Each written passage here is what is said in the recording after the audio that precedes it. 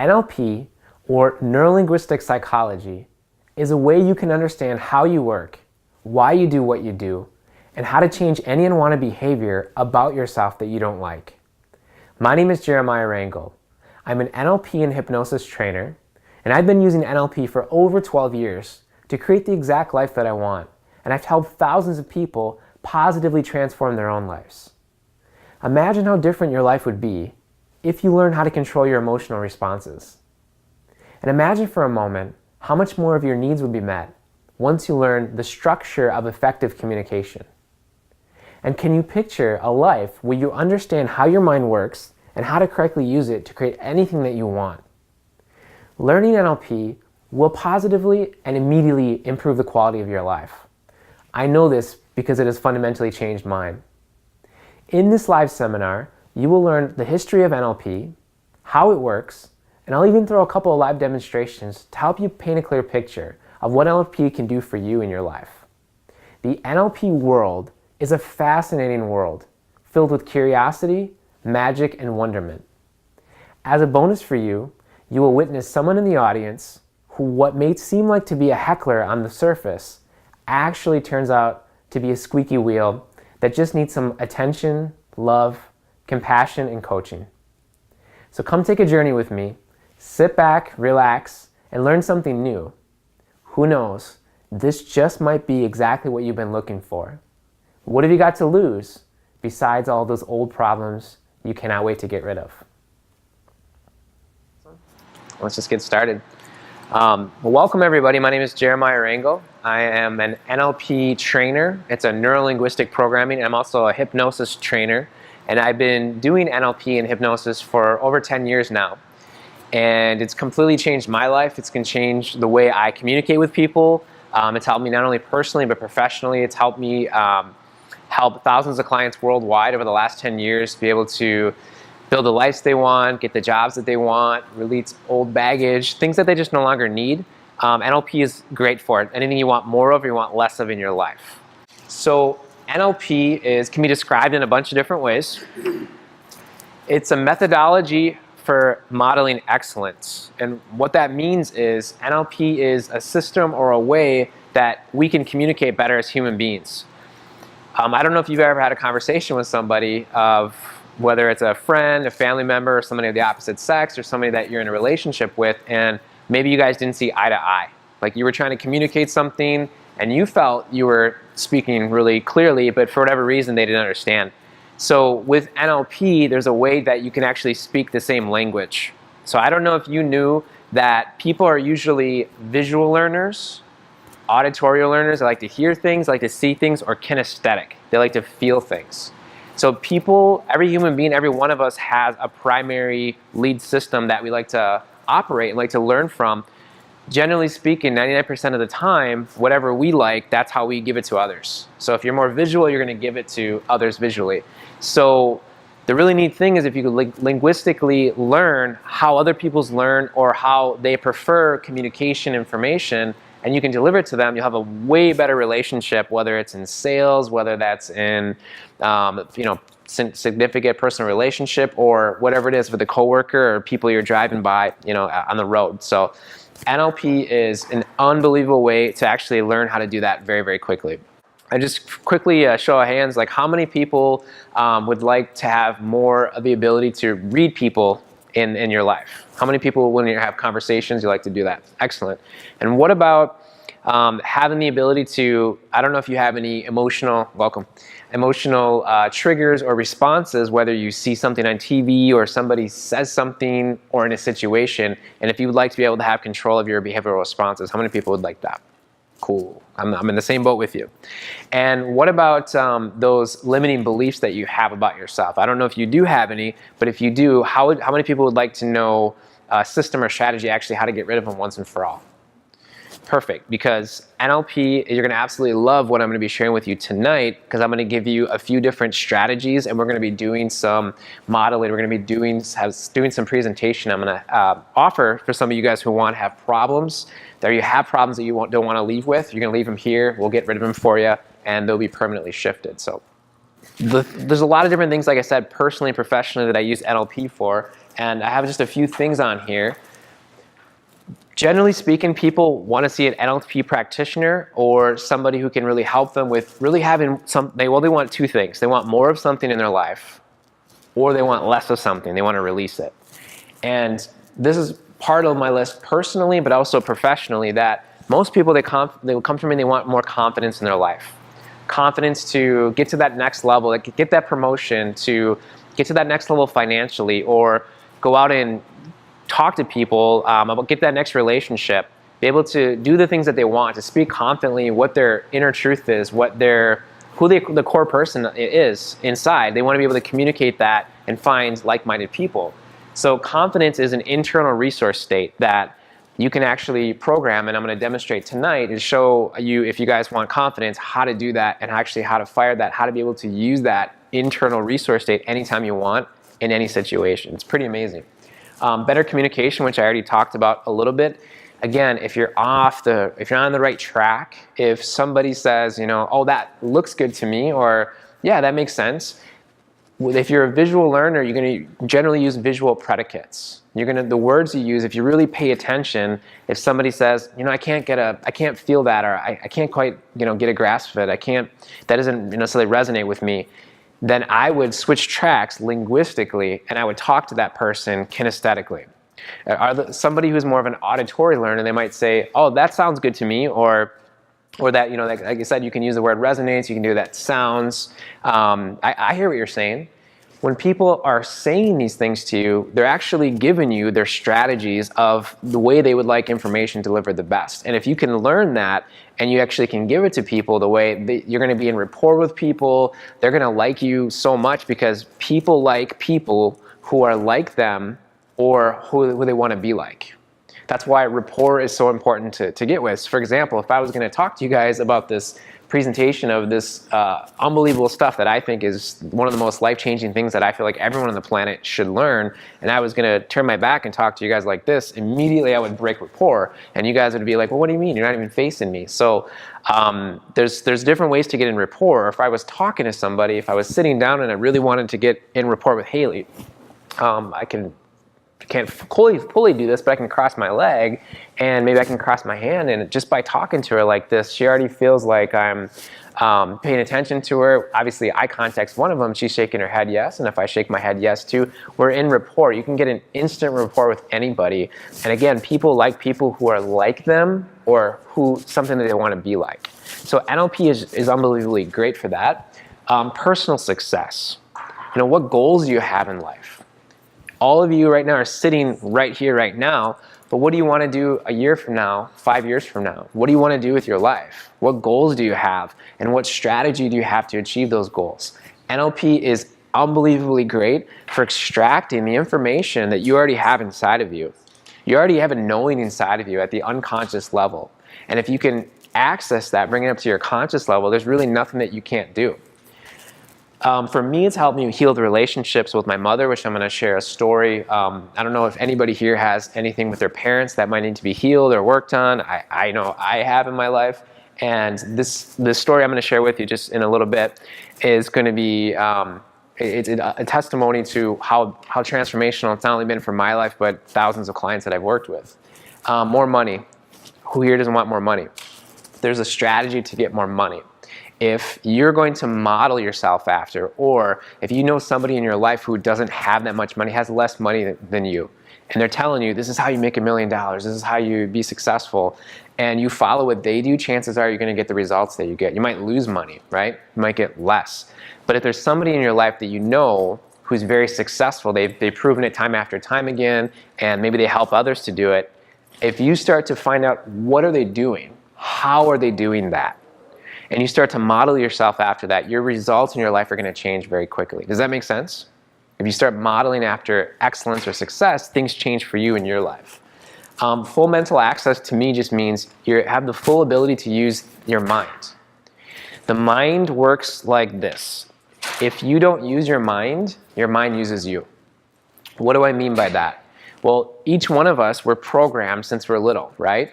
Depending on what learning environment that you grew up in, whether your parents were identified with being health. Did they exercise? Did they work out? What quality of food? Did they not care about food? Did they want the cheapest stuff? Or do they want the healthiest stuff? What were your parents feeling like, or the religion or groups that you were with, the education, the school? Were your parents really about wealth consciousness, where if you wanted something in life, they would help you get it? Or do they identify with poverty consciousness, that we can't afford that? We can't do things like that. Doesn't matter what it is, whatever learning environment you're surrounded with, these programs, that's how we learn. They get stuck, or they get programmed in the unconscious level. The problem with that is, if you don't know what your programs are, and if you don't know why you're getting the results you're getting, you're probably going to get them for the rest of your life. But through NLP, linguistically, since all of our problems that we have are in the mind, in the unconscious mind. And what do I mean by that is, the results we're getting is because of our beliefs, our decisions we made, or our resources, or lack of our ability to use resources. If you can get to the root cause of any problem that you have, and you can change that out, you can swap that out for something that will serve you better, that's when things happen in life very quickly. So these are just some of the things that I've helped clients release. Old emotions. Again, my first client I ever worked with was a woman who was 65 years old. She saw therapists, psychotherapists, chiropractors, energy healers, you name it. She was very open and also very desperate to become healed. There was some personal trauma. She was in her late 60s when I met her, and it was something, we did a 3-hour session. And what happened was, I was prepping her, I was giving her information, making sure she was understanding what I was going to share with you in just a few minutes here. And the whole thing took about 15 minutes. And what I found was, when she was 5 years old, something happened to her that was pretty traumatic. But it doesn't have to be like your parents dying or some sort of really traumatic event for a 5-year-old. It could be something where you got lost at a store, and all of a sudden you have a fear of being alone. Because the decisions we make when we're younger can affect us the rest of our life, unless, which is what I did with her. I found the root cause. I used NLP linguistically to access her unconscious mind, which is kind of like NLP, if you think about it, is like Googling. If I ask you guys a question, if I ask everybody in this room to think of what the American flag would look like, well, what happened?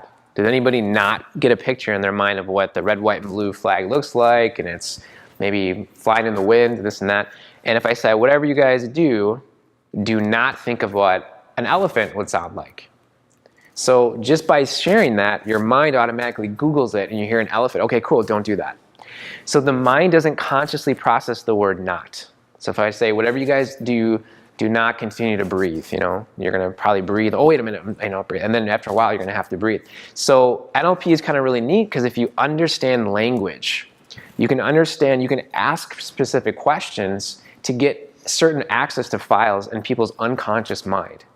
And you're in your unconscious mind, that's where all of your memories, all of your beliefs, all of your values, every decision you've ever made is in the unconscious level. Think about that for a moment. You can't be aware consciously of everything, right?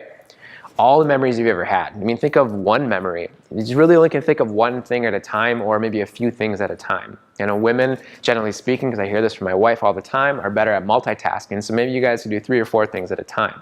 But generally speaking, it's a limited thing, which I'll explain it in a second. But what I did with this woman, I got to the root cause. And it's basically, if you can imagine, going back to she was 67 years old, and the 67-year-old went back in time, all through her mind, all through visualization, if you will, and grabbed that 5-year-old, picked her up, and started to give her what she needed. This little 5-year-old part of her needed love, needed connection, most importantly, needed attention. Strangely enough, or amazingly enough, once she gave that to herself, I was only assisting her. I didn't do anything for her. I was only a guide for her unconscious mind.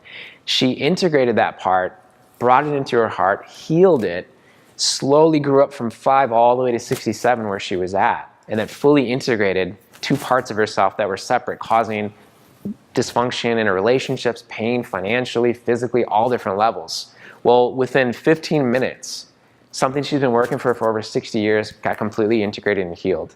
And that just blew me away. I got my training, I became an NLP practitioner, my teachers told me all these amazing stories. Now it was my turn to get out and give it a try. And I did, and oh my God, it worked. And she said, why didn't therapy help me? Why didn't this and that help me? Well, I said, it's because all the work that you've done got you to this point. Now you're ready. And I don't know about you, but for me, when I work with people, that's just kind of my specialty. They don't find me unless they're really ready to change. Because that's how I am in my life. I constantly want to learn, I want to grow, I want to help as many people as possible. And people like that. If people are in alignment with that, they want that in their life, like a magnet, they'll find me. Also, negative beliefs. Does anybody have any negative beliefs about themselves on any level that if you can get rid of just in a second, you would like to do that? Very cool. Phobias. NLP is kind of really interesting with phobias. I could take anybody within 5 minutes, maybe I'll give it a little bit of buffer time, 15 minutes, anyone that has a phobia, I can do a process for it and completely relieve it. Doesn't matter what they've done in the past. NLP is unbelievable for phobias because something happened to somebody in their life. Usually it happens when you're little. And when you're little, you don't have the resources you do when you're older. But that being said, the adult you, the current version of you right now can go all the way back internally and give yourself what your parents couldn't give you, possibly religion, possibly society, possibly your learning environment. Which is really neat about NLP because it's all about ownership. It's not you did this, you did that. It's this doesn't work for me. It's kind of like me language, I language. When you take ownership and responsibility, things happen very quickly then.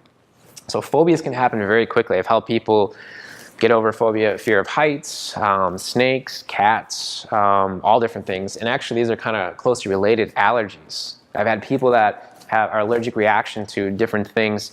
Sometimes, or majority of the time, it's a phobia of the mind. It's something in their unconscious mind. I've had, one of the stories that I worked with was there was this husband and wife, and they were going through a divorce. They were fighting. And what happened was they had a little child. It was an infant. It was like a 6-month-old. And because the parents were fighting, children are highly intelligent, so they know what that feels like. They can read energy. Energy is, I feel like, all of our first language before we know English or whatever language that we go on to learn. And every time the parents started fighting, this baby developed an allergic reaction, had asthma, and it started getting rashes and breaking out. So what happened was the parents stopped fighting. They dropped everything, and they brought the child to the ER. And this happened for like years, for like 2-3 years. And finally, they tried all different things. They went to one of my teachers, actually, and they found out that this was something within the parents. They found out at the unconscious level, this was a strategy that the mother or the father's intuition, because you can access intuition through this way, that it was really their problem. That's why the baby was doing that. Once they resolved it and they learned that they actually did go separate ways, but they stopped fighting. They started giving themselves what they needed. They got really connected with the resources. Miraculously, the baby stopped, or the child at the time, the toddler stopped having these reactions, stopped going. So a lot of times it can happen through parents as well. Because children like model or they mimic or they reflect some of the issues that are happening within the parents. So eating disorders, I worked with several people with eating disorders, and again, there's usually some sort of event that happened, because I don't know any 2-year-olds that have eating disorders. I just never met one. Maybe 8-year-olds, maybe usually 15. Usually it happens in kind of like in the teen area, or maybe like 5 to 15 range. So what had to happen in 5 to 15 that caused a shift? What event that had to happen that caused the person to choose to decide something to be true about themselves? Maybe it was a limiting belief. Maybe it was a decision they made. The really cool thing about that is if you choose something, or if you all of a sudden decide to believe something, the great thing is you can undecide it if you know where to go, if you go to the root cause of it. Does that make sense? Any choice that you make, you can unchoose it. But it has to happen at the unconscious level, because all permanent change happens at the unconscious level. So if you have a program or belief that I can't do this, I can't afford this, I'm fat, this, that, if it's a less than positive program, but you're consciously saying, well, I don't believe that. If you have a deep program that I'm not good enough, I'm something that's lacking, and you look in the mirror and say, like, I'm good enough, I'm smart enough, I'm called on to people like me, whatever that is from Saturday Night Live, Stuart Smalley, is that what it is?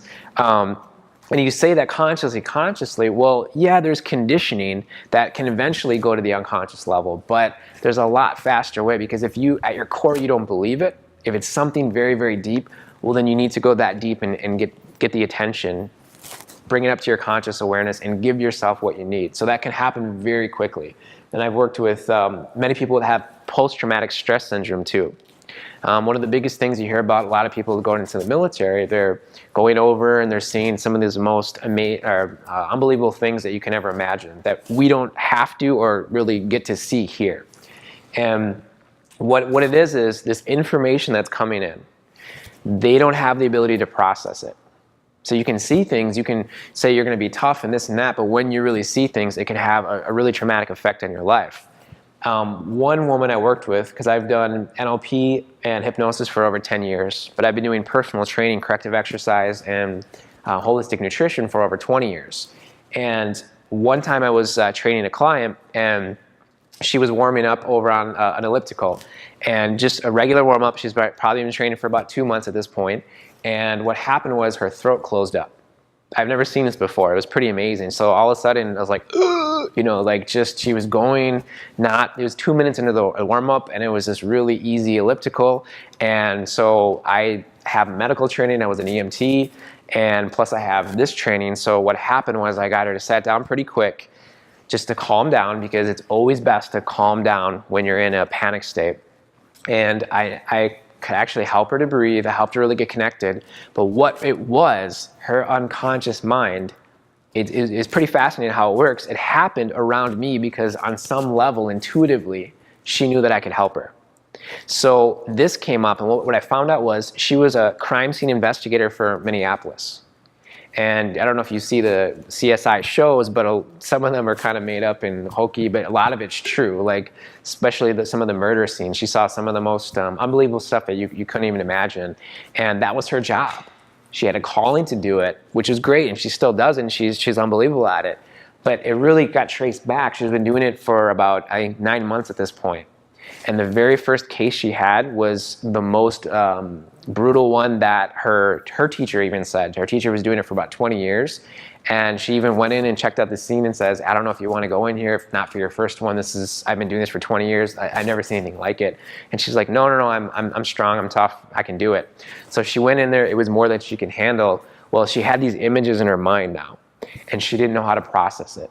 She didn't know how to feel about what she saw. And what we did was, very much like a computer. I mean, how many people have a general understanding how a computer works, like a laptop? Do you guys know what I'm talking about, where it has that little trash can in the corner, where if you don't have a file, you can just put it in that trash can? Well, she didn't have that for her mind. So she kept stacking up all these images of these unbelievable scenes that she needed to detail. She needed to do it. It was her job. But okay, now I'm going home. What do I do with all of these? So I literally gave her, there was 2 different files that we created. If you can visualize that, there was a file of things that she needed to keep for work, and once she was done filing that report, put in the trash can and delete it. As she started to do that, all of a sudden her smile started coming back. She was, kind of a little in a funk, a little bit depressed, and her light started coming back, and it's all because now she knew how to process that information. So I worked with several people with post-traumatic stress disorder. And it can happen really quickly. It's just the mind needs to know what to do with these images, how to process these things, especially when it's unbelievable things. When I was 15 years old, I shared with you that I was going to say something about my mom. I went through a very traumatic experience myself. It's actually one of the reasons why I went searching for something that could help me to become healed, because I was 15 years old and my parents were going through a divorce. So I lived in a house my whole life. I never lived in an apartment. So my dad separated, went into an apartment, and it's not that I didn't want to live with him. I just didn't want to live in an apartment because I never did before. Thought they smelled weird because all these foods from different places. And I just didn't want to. I was 15. So I decided to stay with my mom. And my mom, I didn't know this at the time, but she was going through kind of like a psychosis, psychotic break. And she started to do things that weren't in her regular behavior. So one of the things she did, she was working at a halfway house for women. And there was one woman there that she started a relationship with. And this woman was very mentally ill. She had a physical issues. She had a brain tumor. She was a very toxic person where she was smoking, she was drinking, just very negative. For whatever reason, my mom latched onto her, and then she started hanging around the house. So my brother was off in college. I was here as a 15-year-old boy. Number one, I didn't know how to handle a divorce, and neither did my parents. Their parents weren't coaches, they weren't psychologists, they weren't therapists, they weren't skilled in emotional intelligence and communication. So I don't know how you grew up or how your parents were, but if you don't know how to deal with it, usually you don't talk about it or you shut it down. And I didn't know how to process that. For me, I wasn't a fighter. I didn't go out and get really angry and beat up people. I didn't do drugs. I didn't drink. My outlet was hockey. I was an athlete and I played hockey. I was really good at it. And this woman kept coming over the house, and eventually she moved in. Well, it was an inappropriate relationship. My mom got fired for her job. She wasn't paying any bills. I was working on my own. I had to pay for my, I drove to work. I was 15 years old and I drove the car because she wouldn't drive me. It was a very traumatic situation for me. I paid for all my, my haircuts. I paid for my lunch and everything. I didn't know how to handle it. I had a lot of hurt, a lot of resentment. And I used to play hockey with my friends, and that was my outlet. That was my energetic release, my emotional release. And as long as I could do that, I was good. But one night, for whatever reason, we were going to a rink that we rented out once a week, and me and like 10 buddies, 15 buddies, we'd rent out the rink and play hockey. And I forgot my skates at home. Brought my stick, my gloves, I forgot my skates. So I called her up. And I know she really wasn't, in my opinion, being a 15-year-old boy, wasn't really doing much with her life. She was at home all the time. She wasn't cleaning the house, wasn't paying for the house, wasn't supporting me. I didn't know at the time that she had mental illness, but this is when I started to learn about it. And I asked her, can you bring my skates? And she said no, and then she got kind of nasty, started swearing. It was just back and forth thing. I got upset, I started swearing. And I said, you need to bring my skates, otherwise, like, that's it, you're done. And she refused. She didn't want to get up and do it. So I hung up the phone and click. And I didn't talk to her for 6 years after that. From 15 to 21, I didn't talk to her. It was a huge, huge experience in my life. And NLP, when I started to learn about more in my training, I started to find out different things about myself. And I found out that neuro-linguistic programming, or NLP, is the neurons in the nervous system. Within our body, we have this neural network of how we receive information, how we communicate information at the cellular level. And the neurons is how we communicate and how we, within ourselves, and give information, whether it's, if the lights are too bright, maybe you squint, maybe you can't really see it, so you have to look, closer. If the music's too loud, maybe you plug your ears. All these things are feedback. And the linguistics, the language, is the meaning that we put to things. So a lot of people think language is only through your mouth, right? But language actually, I don't know if it would be surprising you to learn that the words that we use and communicate is only about 7% of communication. Has anyone heard that before? It's only about 7% of our communication is actually words. About 33% is our tone. So if I were to say to you, if I were to keep speaking like this the whole time and blah, blah, blah, Bueller, you guys would pass out and it would be really boring. So I'm going to do my best to move my voice, a little bit, so I can at least seem excited what I'm talking about and enthused, which is what I'm feeling inside.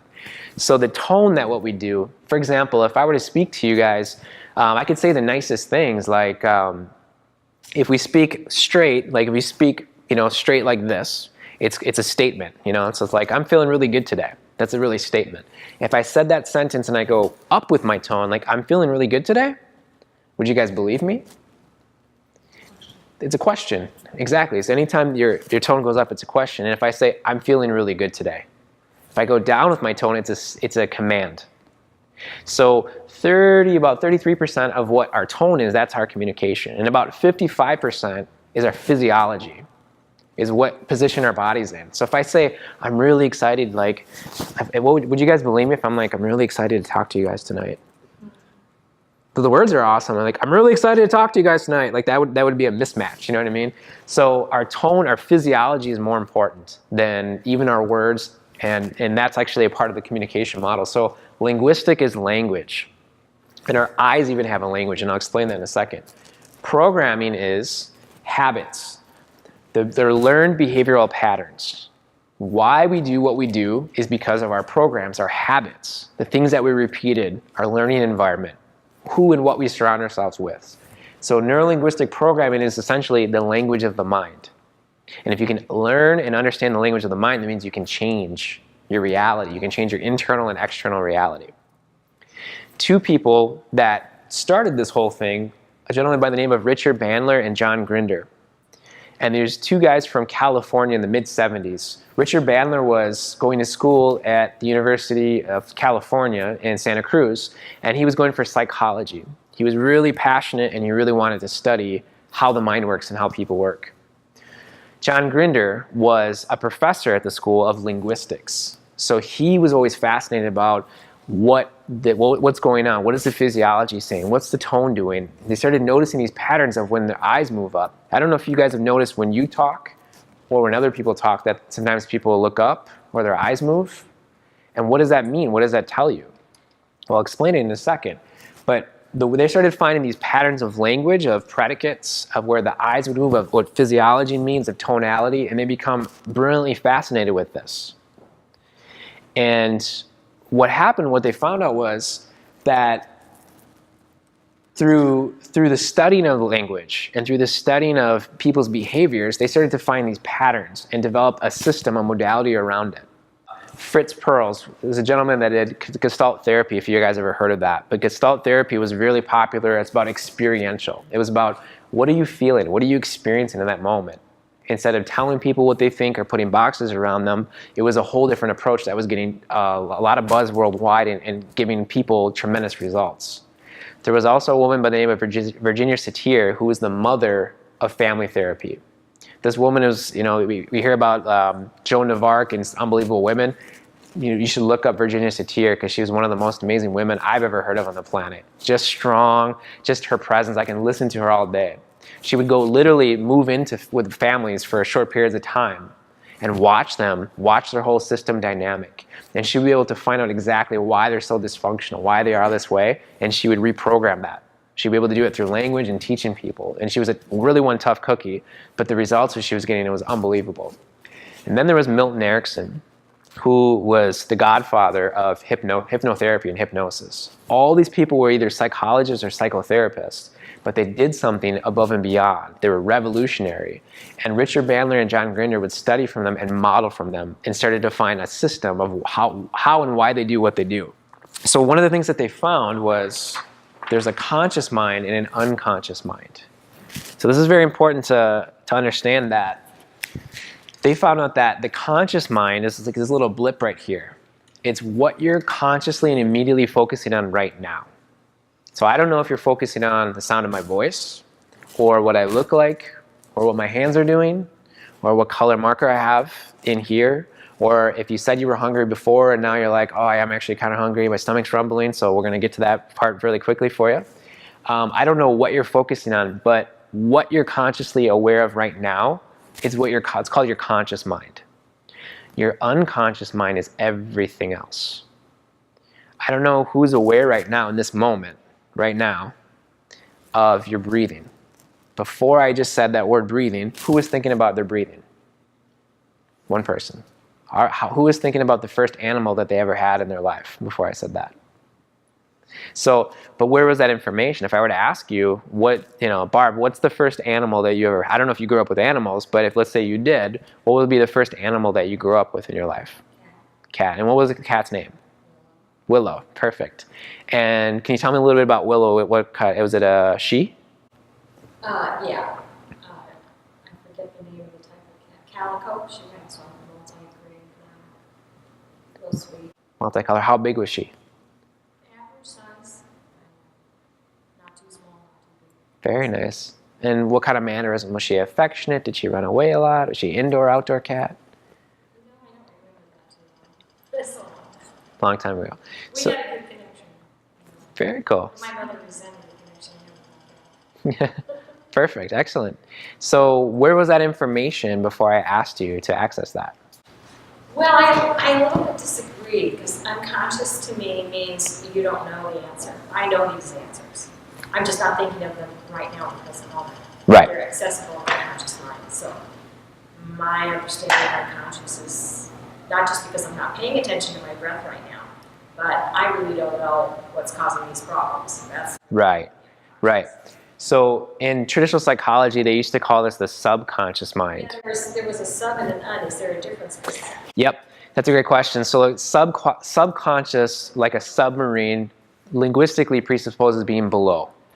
And just linguistically in NLP, they found it's more beneficial, it's more positive words to say unconscious, which is not consciously or not presently aware. It doesn't mean unconscious like you hit your head, your brain hits, you get in a car accident, your brain hits the side of your skull and you're knocked out unconscious. That's not the unconscious we're talking about. There's conscious, what you're presently aware of, and unconscious, which is everything else. All of it. Unconscious really is stuff you don't remember, like why I have my problems. I don't know what that answer is, but I know the answers to the questions about the cat because I do remember them. They are still in my supposed consciousness. Right. And saying, I don't know what are the cause of my problems, for me, knowing what I know about NLP, linguistically, to me, it presupposes you do know what it is. It's just you don't know where to access it. Because if you consciously know that you don't know something, that's how the mind works. You have to measure it against something. So you have to measure the unknown with the known. But what do I mean by that is, I'll share this with you. So I don't know if anybody in the room, I'm sure Amanda does, but she's not in the room, but anybody knows like my first animal that I had, and it was a cat, and it was named Mittens. So you guys did not know that information, I'm guessing, because I don't think it's even on the internet, before I even told you that. So what I'm trying to share with you is we don't know what we don't know. But if we say, I don't know this, then on some level we actually have to know what it is, but we might not be able to access the information where that is. So in a moment, we're going to be doing some demonstrations, and let's see if we can maybe use one of those problems. Or if not, afterwards, I can help you out a little bit too, to give me some more clarity, if that makes sense. Well, I'm getting really confused. Okay, so just all right. We'll take this. What's the confusion about? So I just want to help you get less confused. Well, do you believe that because I wasn't aware of my breathing in the moment when I'm listening to you, that is the unconscious?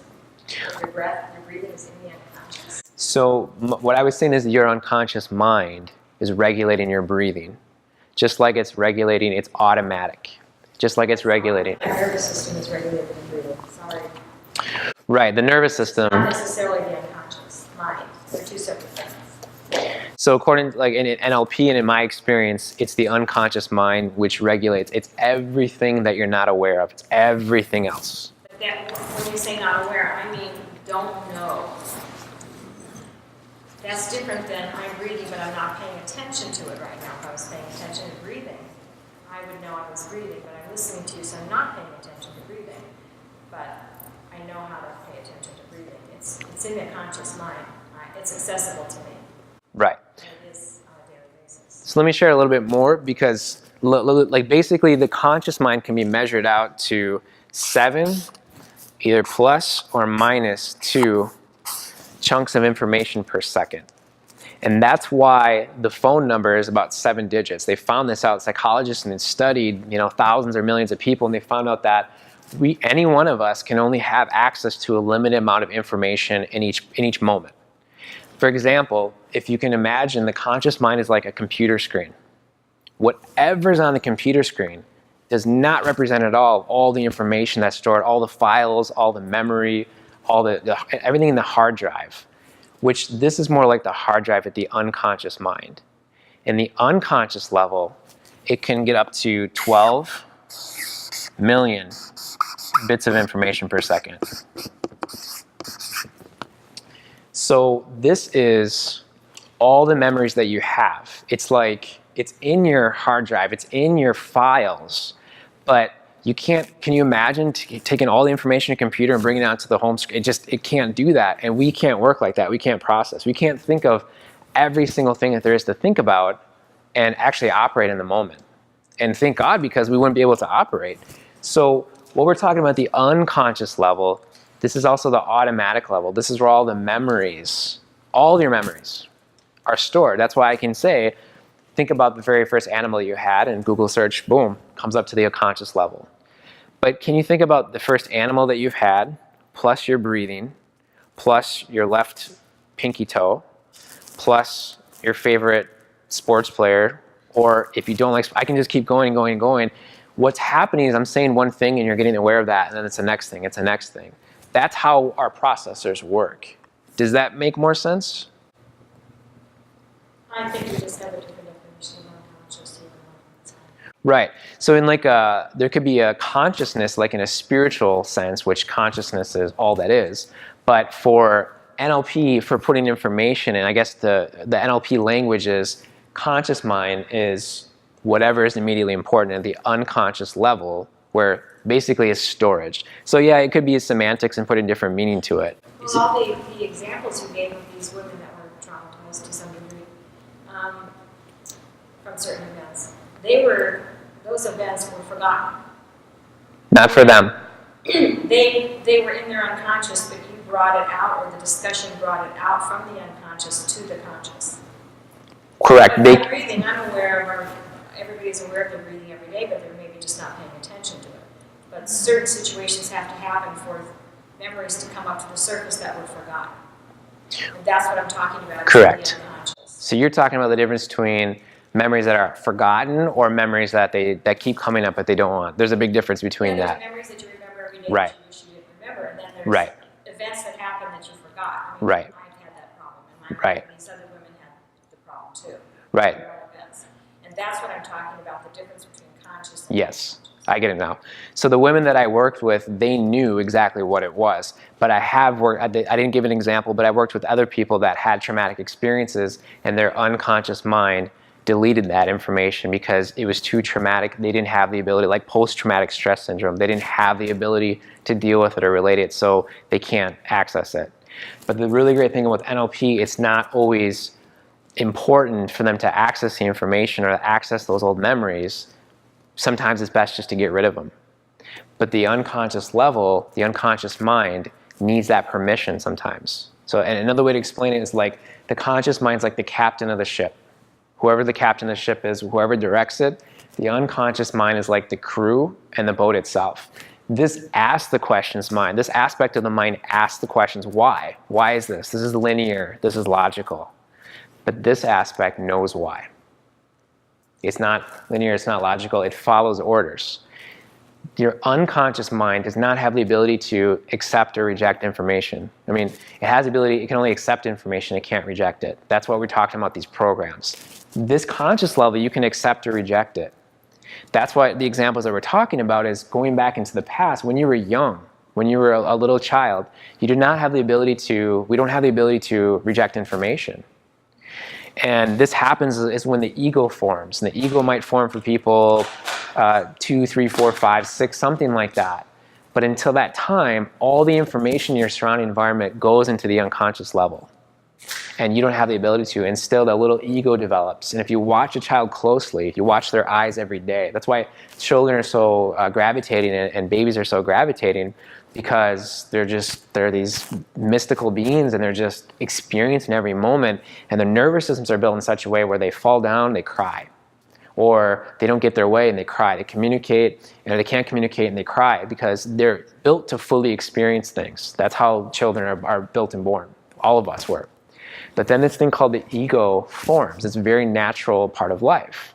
And if you watch closely every day to this child's eyes, one day the eyes will change. It will be like this mystical thing experience, and all of a sudden, like, me, mine, no. This little being now, this little something that's kind of independent or separate forms. That's when the conscious mind forms. That's when the ego and the conscious mind forms. Now this aspect has the ability to accept or reject information. Before that point, before that day, the nervous system just actually fully experiences it. But when the ego forms, now it's like, wait a minute, there's somebody here now. There's just someone here.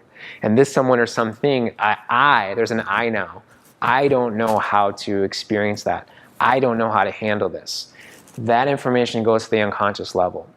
And that becomes a belief, that becomes a program, that becomes a part. There becomes a separation within that person. And that part will come up to become healed because that's how the universe works, that's how nature works, that's how the unconscious mind works. It wants us to be in harmony with ourselves and in relationship. But if you or that part doesn't have the tool, if some sort of experience happened and I'm hurt, I am hurt now, and I don't know how to experience that, this person hurt me. Maybe I might generalize it all these, it's men, or it's women, or it's people with money, or it's people that not with money. Whatever it is, we put meaning to that. We attach meaning to that. And that can be reprogrammed and reframed. And if it's not, there's going to be problems in life. That's where we talked about triggers happen. You know, there's the political debates that are coming up, and that's bringing up a lot of charges for people. Religion brings up a lot of charges. News brings up a lot of charges. Life brings up a lot of things. But have you ever stopped to realize, well, what is it in me that's bothered by it? If you keep digging and looking deeper, there's a part of me or part of you that needs connection. It needs help. It needs integration. It needs attention. And let me explain this. Excuse me. Yes, sir.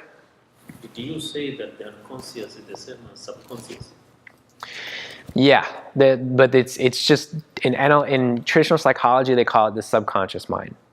Below conscious mind, it's below. It's like, have you ever seen the picture of, they show like an iceberg in the ocean, and whatever is above the ocean, that's the conscious mind, while the unconscious mind or subconscious mind is the whole. You think that's like you hear the term tip of the iceberg, right?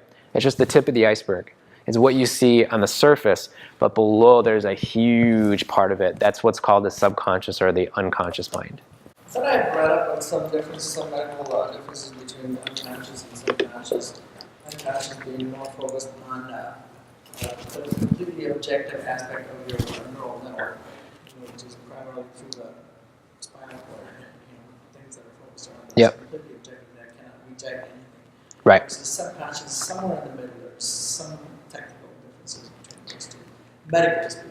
Yeah, it's perception, semantics. People will say no, they're the same. People will say they're different. But just for this communication purposes, like just to keep it simple. For the most part, it's generally accepted that they're the same. But there's people that like, no, I study with this. This is all I do. The subconscious mind, and I wouldn't argue. And that's the thing that's great about NLP is there's a core teaching, a core belief in NLP, which is the map is not the territory. The map is not the territory. The way we have these internal maps of our life, of how other people are, of how life is, how things are, it's not real.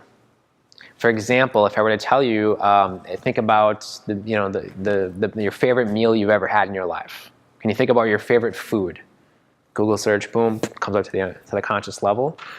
And I could ask anyone of you to describe that food to me, and you can probably smell it, you can taste it, and after a while thinking about it, you might start to salivate, But that picture in your mind's eye, that's not real. It's just a picture. Any memory that anybody has, it's not real. I'm not saying they don't affect you, it doesn't feel real, but it's actually, the actual memory is not real. So the cool thing about that is, this is kind of how the NLP communication model works. And when I first learned this opened up my world of like, this is how I work, this is how other people works. Any external event that happens, whether it's going to a movie, whether it's being here, whether it's anything in life, when external events happen, we can get triggered or we can respond or behave in a particular way.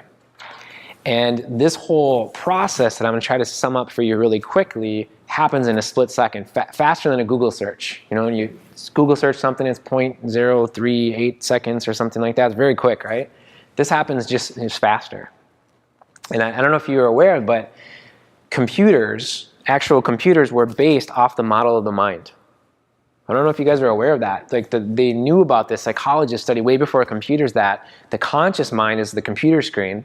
The unconscious mind is all the memory and all the files, and the higher conscious is the internet. That's the model of the mind. Computers were built off of that. People understood how this worked, and they actually created computers to share information. But our internal computer, our unconscious level, information comes in. We have these filters that either delete, distort, or generalize information.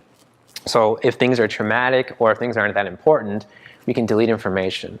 For example, if I were to ask you guys to close your eyes for a moment and tell me, how many people are in this room? You're like, I don't know, 2, 3, 20 people. No, it's exactly this amount. Or Is there, what's on the wall? What is it decorated? Are there paintings? Are there pictures? Is it of someone or something? Or, what is the color of the carpet? If these things are really important to you, you might be able to recall and you might know. Or if other things, I don't know, there's people here, there's couches, green, blue, nope, it's whatever that color is. You might even have a name for that color. So we either delete information. If it's not important, we can delete it. Or if we don't know how to handle it, we can delete it. Distort information. Has anyone ever been in a relationship? Has anyone ever said something and it was received a different way? Well, how is that possible, And especially with intimate or close relationships, that brings up the most stuff in us. It's meant to grow, but if you say something and somebody's having a bad day or is just close to you, they might just react or respond to you. It's like, whoa, I didn't mean for that. So we can distort information all the time, or we can generalize information. And this is a chair, because if I were to say this is a watermelon and this is a pickle and this is called a kazoo, I don't know, I'm just making up stuff. You guys, it wouldn't make sense. So we can generalize information so we can understand, we can communicate and get along in life. Once it kind of goes through these filters, we have time, space, matter, energy. Time, we're the only species, human beings, that uses a watch, uses time. Nature, everything just is. But with time can be great because, hey, I can use structure with time. I can get there. I can do things. Or, crap, I'm late. You know what I mean? I'm going to be, all as anxious. I'm going to put meaning to it, and I can get panicky. Just because we put a meaning to that time. Space. If I were to have you guys so far back, you might not feel close. If I got somebody who's sitting here and I'm talking to you guys like this, and I'm just it might be too close. So there's comfort levels. We measure things through space. Matter. I can tell that this is red, but it's not hot. If it was sitting in a flame and I had that experience, ooh, this might be hot. I don't want to touch it. Or if I want to grab silly putty, I can kind of know what that is. If I was going to throw a snowball at somebody, I can know if it's not tightly compacted. I just want to be a friend and just throw a snowball at my wife and just hopefully she doesn't get in her hair and hopefully she doesn't get mad at me. I'm just being playful, but I wouldn't want to pack it close. So we have information that we get through matter and then energy too. Energy, I just use like Eeyore and Tigger. Eeyore is very dark in color, kind of like, going over like this, kind of seems depressed and just he's slow. Or Tigger, open posture, colorful, he's jumping around and things like that. So energy, that we can categorize and measure things up with energy as well. Language, we talked a lot about that, how we put meaning to things. Language is really, we put meaning to things. This is good, this is bad, this is subconscious, this is unconscious. It's really what it works for you. If I'm talking to somebody and they're like, no, it's really subconscious, I'm like, cool, I'll talk. I'm not trying to argue or I'm really trying to connect with people. Cool, let's use subconscious. Or somebody else is like, no, it's not subconscious, unconscious. Cool, I'm with them. I'm like, sure. As long as I know, and you know that we're communicating the same thing, I don't really care what word it is, Memories, we talked about that. All of our memories are pictures or images that we have that they're not real, but they're the meanings we put to an experience. And if it doesn't serve you, you can change the meaning at the unconscious level. Decisions, I'm this, I'm that, these people are like this, these are like that, the world is like this. Decisions we make affect our behaviors and affect our outcomes. Meta programs are like deeper core beliefs, core values. They're deeper programs that are usually embedded in us systematically, culturally, generationally. They can be changed, but also you have to go to a very deep level. Beliefs and values. Values are what we believe to be true and important to us. Beliefs are based off values. And then attitudes as well. Beliefs, like I believe this and have new experience. Now I believe this. Beliefs can change just like that. There's core beliefs, which are deeper. And then attitudes. Once this external event, whatever the situation is, like a movie, comes through here, it goes into our internal representations. So internally, with our memories or just how we map the world, our visual, auditory, kinesthetic, smell, or taste. So we have internal representations of how things are. Like if I were to ask you, what's the best scented candle you guys have ever smelled? Can everyone kind of remember that, or anyone can get that? Or your favorite smell, whether it's a perfume, a flower, something else that might be different that most people wouldn't think of, you can think about that internal representation. Or if I say to you guys, what's the worst smelling thing you've ever smelled in your life? Can everybody think about that? And if I say describe it, how would that be? You actually might start making a face after a while. Because once you get that internal representation, I just said words, and it Google searched and brought up this picture, and then this smell or this feeling associated with that, your physiology changes then. First you get an internal picture or representation, then your physiology changes. This is part of communication. Then after a while, you go into an emotional state. Like, ooh, I don't want that. That smells, or that's fun. Let's talk about Disney World or whatever it is for you guys. After information goes through all these files, internal representations, physiology, or internal state, emotional state, then it comes out to a behavior. And if you don't like the behavior that you have, you can trace back to the unconscious level of why you're doing that behavior. Why are you behaving that way? Behind every behavior is a strategy. There's always a why you do what you do. You might not know it. You might not be consciously aware of it.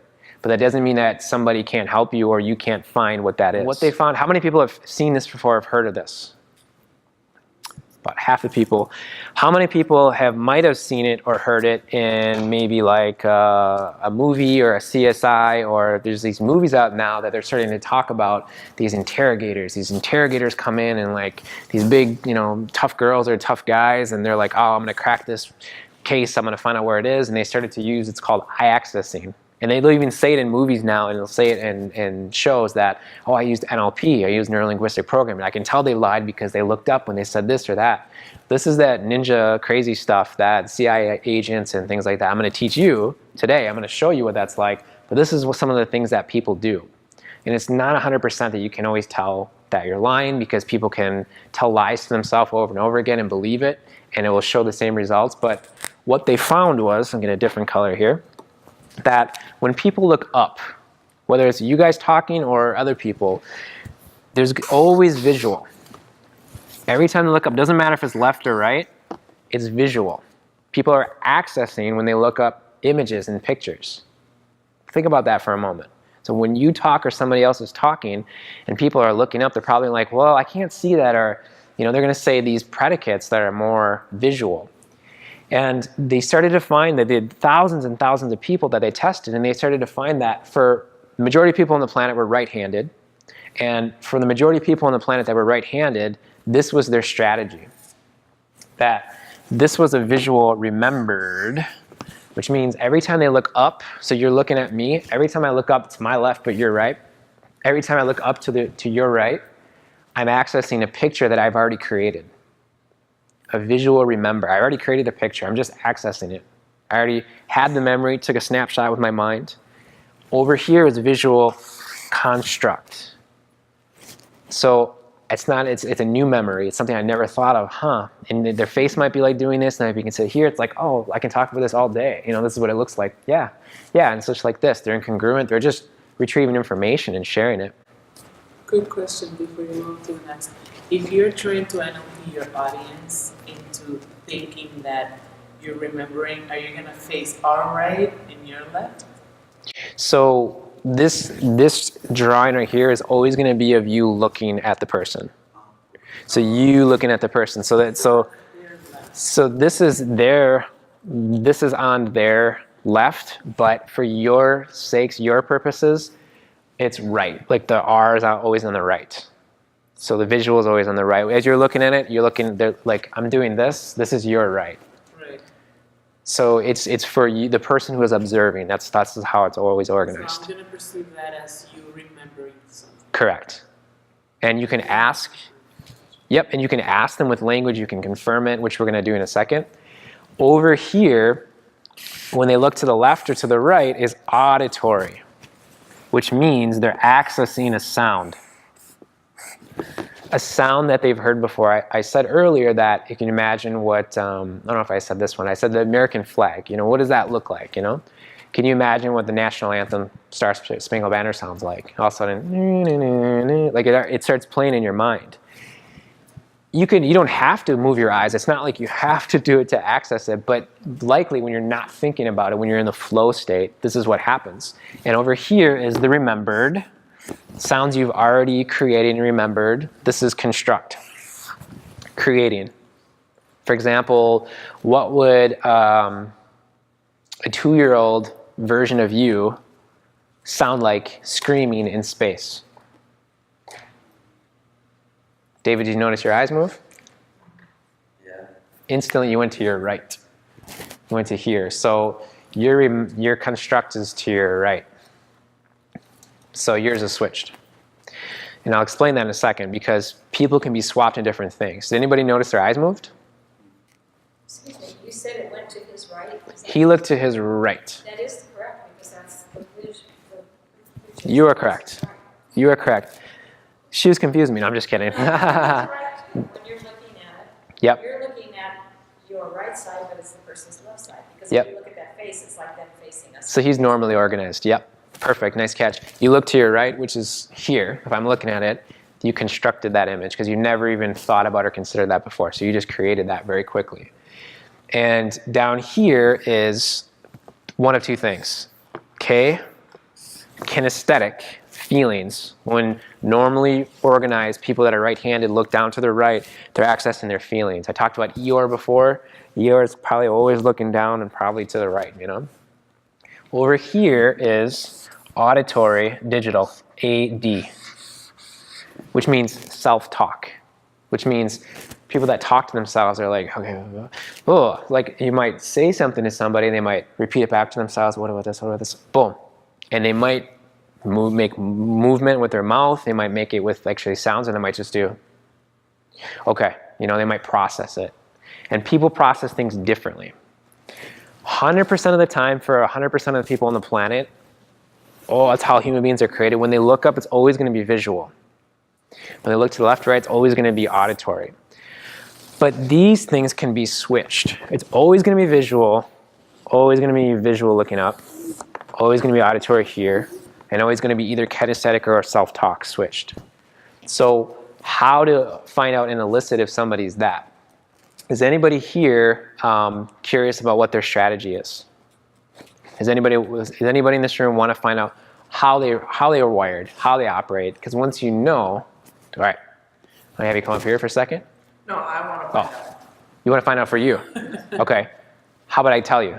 Or how about I ask you some questions and I'll tell you exactly what you are? Would you be so kind to come up here? Okay. So everyone give Naz a round of applause. So just come up here. So I'm going to have you have a seat here. This is what I'm going to do. Saying that the top row stays the same and the other two is Top row is always going to be visual all the time. Always going to be auditory, kinesthetic, or auditory. These could be switched. These can be switched. These can be switched in any combination, in any order, but not kinesthetic will never be to the left or right, never be up here, this or that. These construct and switch from left to right, but they don't switch. from top to bottom or anything, correct. You also expand on kinesthetic meaning just a movement if I have like a purpose. Kinesthetic? Reaction? Yeah, what do you mean by kinesthetic? Kinesthetic is feeling, you're accessing your feelings. So if I were to ask, well, let me just show you guys. Well, I'll just show you this. So I have in my hand a really cool ninja interrogation questions. Not really, it's really cool questions. But so I'm going to do actually so everyone can see you. Just randomly select the answers. Yeah. Well, here's what it will be. I'm going to sit right here and I want you to not necessarily answer out loud, but Naz, what I want you to do is I just want you to consider of what I'm saying and try not to be too self-aware. Just try to be like in a normal conversation. I'm gonna ask it. I'm gonna ask you a question and I just want you to consider what it is. And for you guys, try not to just observe, not try to say it out, call it out, because I just want them to feel as comfortable as possible. So I'm going to ask you just a few questions on this, and let's just see what strategies, what patterns, and I'll tell you what it is, at the end. So I'm going to ask you a question, and so now what was I want you to not say it out loud. I want you just to imagine what I'm saying, to access the information. So what was the color of your first car? Gray. Okay, perfect. Yep, so you can just, Always been gray. perfect. So for the next few questions, so you did perfect, but without saying it out loud, I want you just to consider what I'm saying. Yep, you're doing perfect, you're doing perfect. All right, so what is the brightest color of clothing you most recently wore? Okay? All right. So, is there a mirror in your house that you live right now that's round? Okay, perfect. What is the largest door? Can you just imagine, visualize, what's the largest door that you have in your house? Okay, perfect. All right, perfect. All right, so what would a giraffe with purple hair look like? If you can just imagine. Now I'm noticing my movements. Right, right, but just, yep, sit comfortably and just breathe. Perfect. Yeah, breathe. Breathing always helps. What do you feel like, what color would your beard look like 20 years from now? Okay. All right. What would an elephant with pink polka dots look like? If you can just imagine what that would look like. Perfect. All right, and then what do you visualize you're going to be doing tomorrow night? Okay. Okay, perfect. So listen in your mind to your favorite song right now.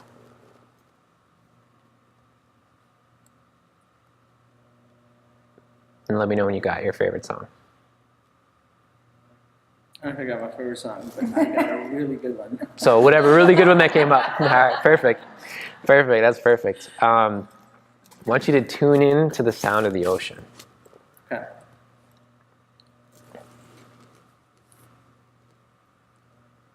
And as you're doing that, can you start to feel a little bit more calm, a little bit more peace?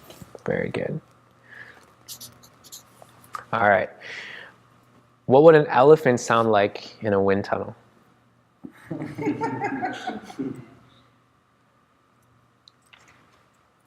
Okay. And you said you had a son, right? Yes. What would your son, your 5-year-old version back in the past, what would your 5-year-old son sound like whistling in space? What would that sound like? No, it wouldn't sound at all. It doesn't travel in space. Perfect. All right. A few more. You're doing really great. Just recite the Pledge of Allegiance to yourself. I never learned it.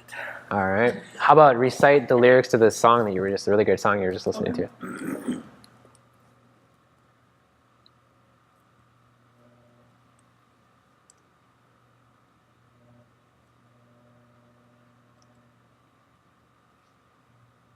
In an abstract sort of way, yes. Perfect, perfect. What does it feel like to float in the water? Okay. Okay. So if you would go back into that ocean, just listening to that ocean, can you feel what the warmth of the sun would be on your face? What would that feel like?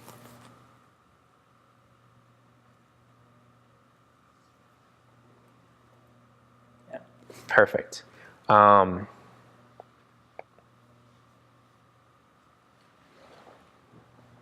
What does it feel like to float on the water? Good. Perfect. Yeah, this is funny. What's the most memorable feeling that you had with your family?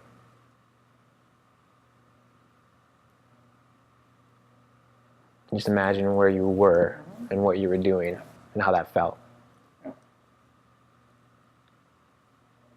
Perfect.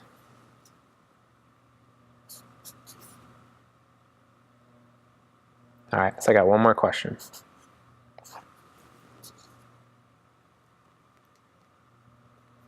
So you don't even have to answer this question. I'll show you guys, it's on this thing, but I just want you to consider, what did you feel the last time you made love?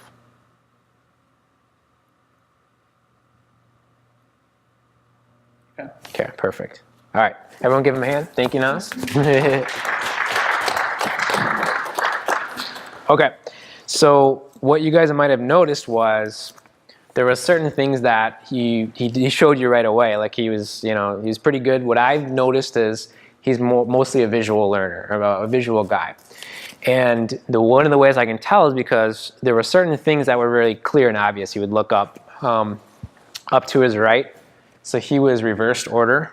So tell me if you guys got that too. I had it reversed order here. He was also reversed for this. His auditory remember was here, construct, so you were reversed for both.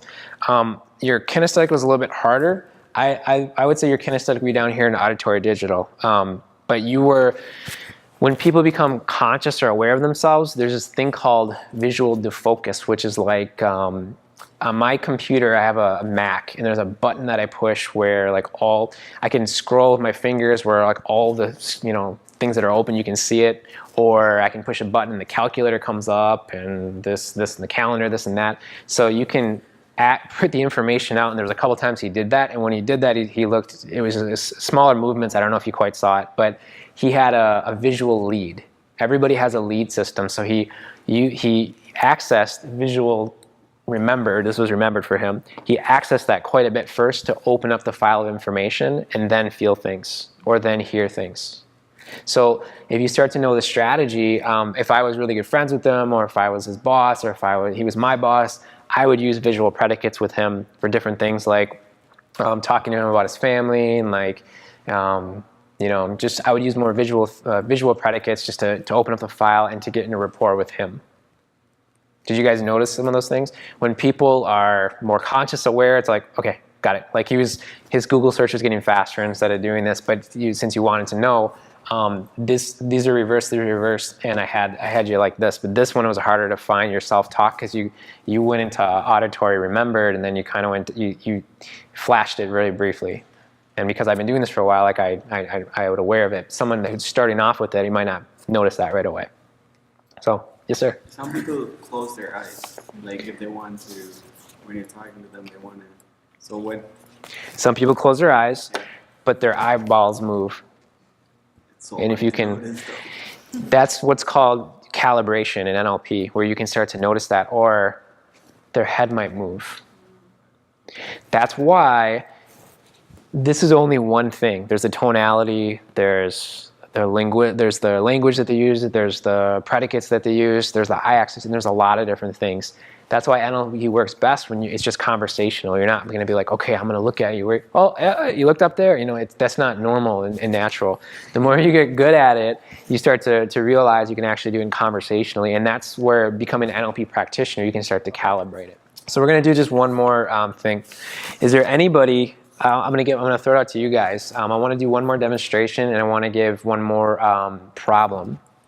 You want to volunteer? Yeah. Okay. So let me give you the two different things. So the two techniques. The one of them I want to do is there do you have an internal conflict inside in your life right now where you said yes right away? So what is that? That I want to do this, but I also want to do this, or part of me wants to do this, but another part of me wants to do this. Well, I was born and raised in India. Whereabouts? Chennai. Very cool. We go there once every year or once every other year. Yes. I've been there 6 times. Yes. Noe's been there as well. What place is that? Chennai. Madras, Chennai, yes. Yeah. Okay. So a big conflict is I don't have a really good relationship with my parents, and they don't agree with the lifestyle I live, or because culturally I think different than they do. Right. So there's a huge conflict between my day-to-day lifestyle and what the choices I make, and what they think is right and what I think is right. So Okay. that's a huge. It's a work in progress, but it's also a conflict that I face on a weekly basis. So you have one part of you that wants to, I want to use your words, but just so I'm hearing it back, you want to honor your parents, you want to, make them happy, make them feel right in your eyes, or right in their eyes, I should say. But another part of you wants to, it's a different culture, it's a different place, you want to be yourself and live here. Yeah. Does that sound good? Yeah. And are you ready to integrate that and connect that and heal that right now? Yes. Okay, perfect. And tell me how to say, just so I can pronounce your name right. Abhinesh. Abhinesh, perfect. Everyone give Abhinesh a round of applause. Will you please come up here? Okay. This is intense. Well, you have a really good audience, you have a really good crowd that's all here to learn and cheer you on, and this is a big one for you. So, and thank you for being brave and coming up here, because in NLP, it's really, what you might not know about NLP, and I don't know if all of you know, is that when we do a demonstration, that what happens a lot of the times, more than 90% of the times, is the audience gets some sort of integration and healing too. Because if you model it and you can see it, it's usually, I'm guessing that 90% of the people in here might have something that they're working on that they need to integrate as well. And thank you for being the unconscious leader, for coming up here and modeling it for everybody else, because it's going to be easier for them to do it too. So, Yeah, thanks for having me. Thank you for coming. So this particular technique is called a visual squash. And a visual squash, it works really well if there's any conflicting parts. If I hear in somebody's language that I want to do this, but there's that, or there's some sort of internal conflict, this technique is great for that. So this is something that you've had for how many years? For the last 10, 15 years. Okay, 10, 15 years, that's a long time to be carrying this. Yeah. And tonight, you're going to completely resolve and integrate it if that's what, if your unconscious mind will allow you and you're ready to do, and that's great. So what I want you to do is, if you can put your both palms face up, and we're gonna put an image that represents both the parts on each hand. So I don't know which hand would be better to represent the part that's with your family or your parents back home, and then the part that's with you here. So which hand would be better to do what? My right hand for my family. Perfect. And my left hand for myself or my current lifestyle. So left hand for your current lifestyle, right hand for your family.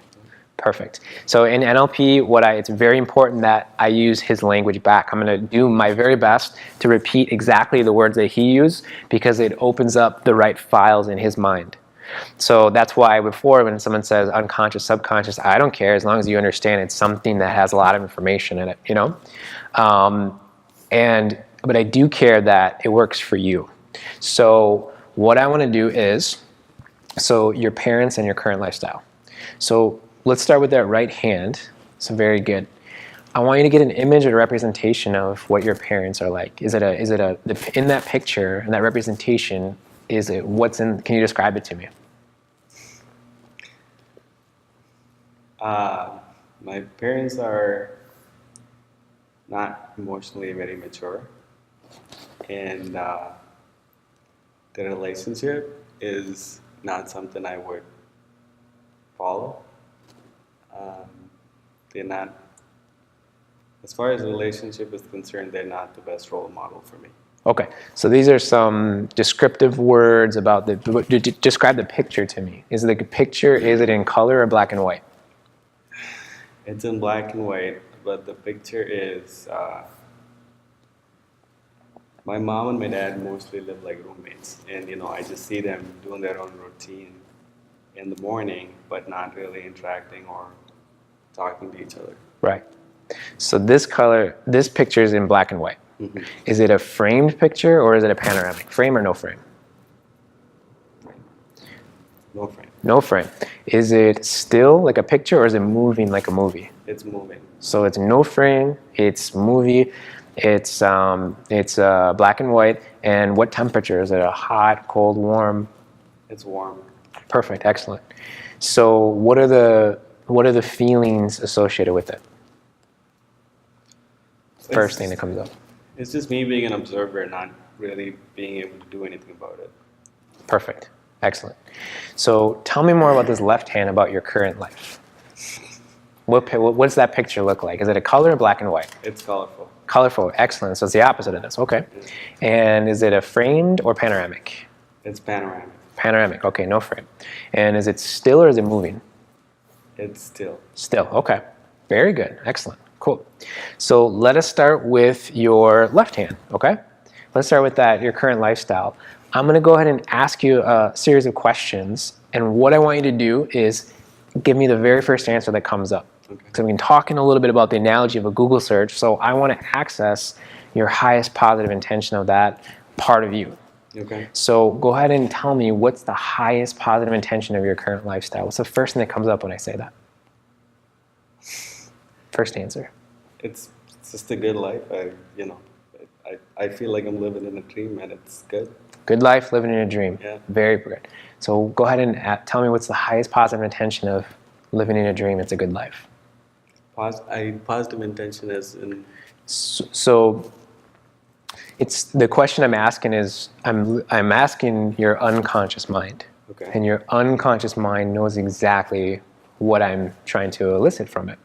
The conscious mind might be a little bit confused. Wait a minute, is it this, it's that? It's trying to get the right answer. But there's no need for the right answer because you know what the right answer is inside. So if you could just share at the conscious level, the very first answer that comes up when I ask you, what is the highest positive intention of living that dream lifestyle? I get to do a lot of important things. And I have access to all of these things, and I feel blessed. Very good. What's the highest positive intention of that? One, to be independent, and second, to help people. Very good. Perfect. So what's the highest positive intention of being independent and helping people? It gives me a lot of significance. Excellent. Very good. What's the highest positive intention of having a lot of significance? Gives me the purpose of what I was meant to do. Very nice. And let me ask you this. Ask your unconscious mind, is there anything higher than that? No. Very good. Perfect. So let's go over to this hand over here of your parents. They have the way they do things. What's the highest positive intention of that image? They mean well. It's just that they don't know how to express it. Perfect. What's the highest positive intention of they mean well, but they just don't know how to express it? First answer. They're going to be happy eventually, but I wish somebody could help them.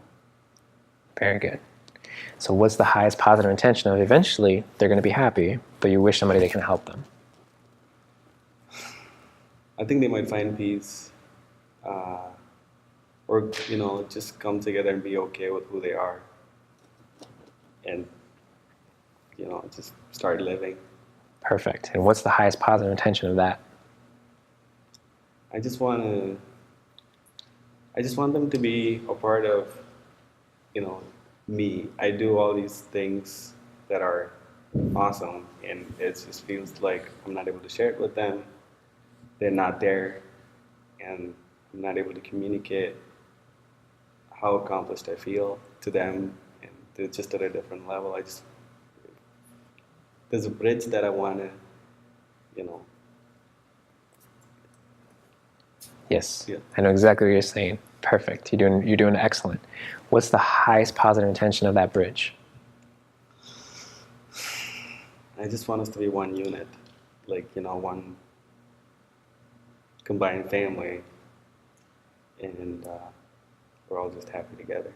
And is there anything that's stopping you right now for slowly or quickly bringing both of those images together, completely connecting them as one big family, one big unit that they already want to be, and completely connecting and making a new third image that fully supports all of you?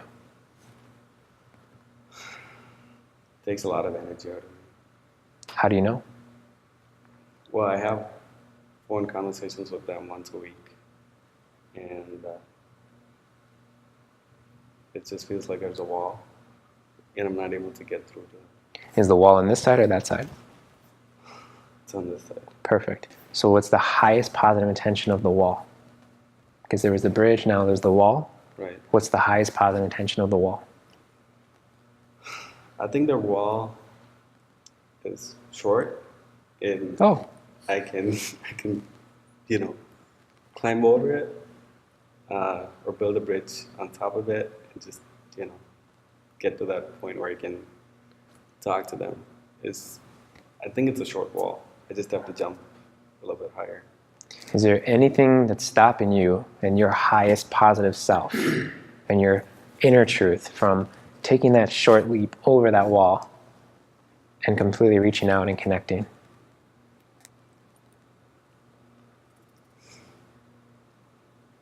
To fully serve all of you. Well, it feels, okay, I'm not gonna think about this. It just feels like, finances is a big thing. A ticket to India costs about $2,000. Yes. So I feel like if I'm more independent, more accomplished, I would have the means to bring them over here, visit them more often. I just feel like all these things would give me more options to access them easily and bring them kind of closer. Maybe buy them tickets to come visit me, or I can go visit them more often. It's, yeah, that's part of it. Perfect. So, and that's part of your lifestyle. That's part of what you're working on. Yep. So, I'm wondering how much quicker would that happen if all of you, especially with your parents, internally became connected and integrated as one? How much quicker outside in your life would that happen once all of you can move towards that? Once all of you can be supported, that's right, towards all of your higher self, your higher purpose, and all of your abundance. How much more power, more energy will you have once this part gets integrated? A lot more than I have right now. I won't have any reservation or conflict or constantly having to talk to myself that sometimes, this is the right path. Morally, it would be more. I would be energized for sure. It might even quadruple. Yeah. So my question is then, what are you waiting for? Is there anything that's holding you back now if the energy that's draining you is because there's a split, there's a part, there's a separation? And if you said maybe even quadruple amount of energy and results, is there any part of your unconscious mind that needs awareness or intention before these two images completely merge into one even higher, even more resourceful, connected, energizing image now? Not right now. Right now, I just feel like I could do it. All right, so go ahead now and have your unconscious mind begin to slowly or quickly bring these two images together. And once it becomes complete and fully connected, go ahead and share what is that third image that your unconscious mind created that fully serves you, your success, your energy, and the love of your family.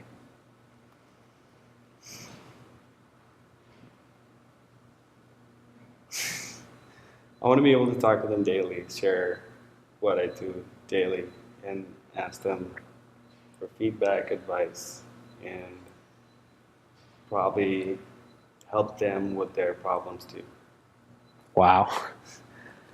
That's pretty big. So let's complete the technique, complete the exercise by bringing it inside your heart so that it can fully integrate to your highest positive self.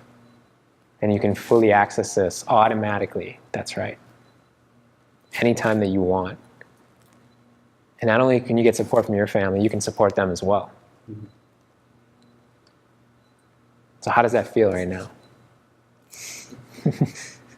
It feels very real that it's kind of happening right now. It doesn't feel as hard as it was before When? before today. Perfect. Now, just to test it, just make sure if you can think about a time in the future, I don't know if it's tonight, tomorrow, because there's 12 and a half hour difference between here and tonight. So when the next time, maybe if it's a daily, so maybe it's tonight or tomorrow when you're going to talk to your parents, that you would have responded the old way before right now. How do you feel like you're going to be responding new and different?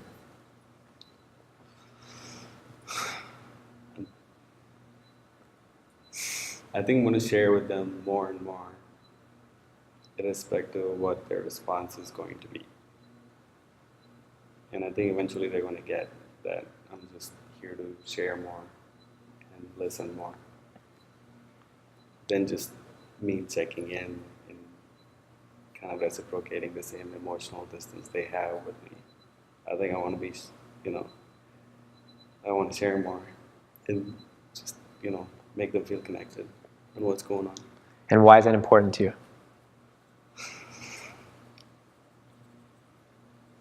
It's important because they've given me a lot of things. Education being number one. And they've paid for most of it. I just feel like they should be up to date with what they've manifested. And eventually, I think they should be proud because they need to see what I'm doing, what I can do, all of it. Perfect. Perfect model. Everyone give him a round of applause. Thank you very much. Congratulations, man. Thank you. Yeah. Very nice. Enjoy that. So that was awesome. That was amazing. Thank you very much. Did anybody else have an experience, an internal connection, a warm feeling at all by watching that? So yeah, about 90% of the people, yes. Thank you. Congratulations. So as a part of this kind of wrapping up and before we get to your bellies full, I wonder what kind of questions you guys might have. Let's do a few questions on anything that we talked about tonight that your mind, whether it's your conscious mind or your unconscious mind, might need to get the answers for.